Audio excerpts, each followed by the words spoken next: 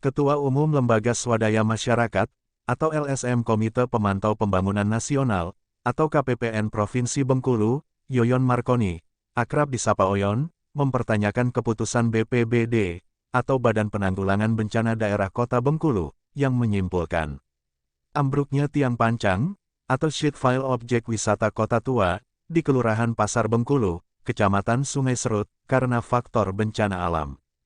Jika yang diungkapkan sumber dari kalangan LSM, meski meminta tidak disebut nama, sebagaimana dikutip Bintang TV, memang benar BPBD Kota Bengkulu, menyimpulkan, ambruknya tiang pancang, atau set file objek wisata Kota Tua, akibat bencana alam, sungguh tidak masuk realita akal sehat, kata Oyon, kepada pemimpin redaksi Bintang TV, Rizky Putra Utama, Selasa 28 Maret, 2023, di Bengkulu. Bagaimana mungkin, pembangunan yang dibangun di pinggir sungai, yang notabene akan terus bersentuhan dengan banjir, baru berusia sekitar 1 tahun lebih, bisa ambruk karena bencana alam banjir. Itu artinya, ada dua kemungkinan. Pertama, perencanaannya yang keliru. Kedua, pelaksanaan pekerjaannya yang tidak beres. Saya justru sependapat dengan Ketua Komisi 2, DPRD Kota Bengkulu, Nuzuluddin, juga sebagaimana dikutip Bintang TV, ambruknya tiang pancang, atau sheet file objek wisata Kota Tua, karena kesalahan konstruksi, itu baru masuk akal, kata Oyon. Dia juga menyebutkan, dana pembangunan objek wisata Kota Tua, di Kelurahan Pasar Bengkulu, Kecamatan Sungai Serut, terbilang cukup besar. Gabungan APBN, atau Anggaran Pendapatan dan Belanja Negara, melalui program Kotaku, Balai Prasarana Pemukiman Wilayah Bengkulu, Direktorat Jenderal Cipta Karya, Kementerian PUPR, sebesar 10 miliar, dan APBD, atau Anggaran Pendapatan Belanja Daerah Kota Bengkulu, sebesar 5 miliar 800 juta rupiah. Menurut data, proyek program Kotaku, versi BPP Wilayah Bengkulu, dikerjakan Badan Usaha Milik Negara, PT Adikarya, selaku kontraktor pelaksana. Sedangkan proyek pemasangan tiang pancang, atau set file, dikerjakan PT Aldikarya, milik Gamal, selaku kontraktor pelaksana, ujarnya. Jadi sangat memprihatinkan, jika proyek yang dibiayai uang negara, dan uang daerah, yang notabene adalah uang rakyat, baru berusia sekitar 1 tahun lebih, sudah amblas.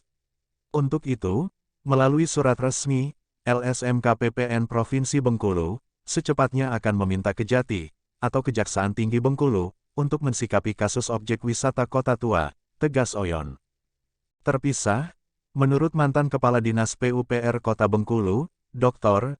Insinyur H. Herawansyah, seperti diwartakan indonesiainteraktif.com, edisi 24 Februari 2023, dari ilmu yang dapat, setiap bangunan tentu memiliki usia rencana. Masa baru berusia setahun, sudah ambruk. Itu jelas kegagalan konstruksi, atau disebut total loss bangunan Kota Tua tersebut. Setiap bangunan, harus memiliki studi kelayakan, perencanaan dan perancangan yang matang, termasuk studi kelayakan bisnis untuk bangunan tujuan wisata. Tidak seperti bangunan Kota Tua, baru setahun sudah ambruk, itu jelas perencanaannya tidak matang, dan asal-asalan, kata Herawansyah. Masih menurut dia, jika bicara perencanaan, pasti ada hasil sondir boring, dan kapan sondir boring dilakukan. Jika masuk spek teknis pekerjaan, berarti sheet file Kota Tua tidak akan ambruk, jika kedalamannya sesuai hasil sondir. Sheet file harus sampai ke tanah dasar atau keras. Prediksinya sebagai ahli, ujung sheet file objek wisata Kota Tua, tidak sampai ke tanah dasar atau keras. Patut dicurigai, pekerjaan tidak dilaksanakan dengan perencanaan matang, dan sheet file tidak sampai pada kedalaman maksimal. Informasi yang perlu didalami kebenarannya, dalam perencanaan awal, kedalaman sheet tile 6 meter. Namun dalam proses fisik, as-built drawing perencanaan, ternyata hanya 2 meter yang masuk ke dalam tanah, ujar Herawansyah, juga sebagaimana dikutip indonesiainteraktif.com. Dari Studio Bintang TV Bengkulu, Zainuar melaporkan.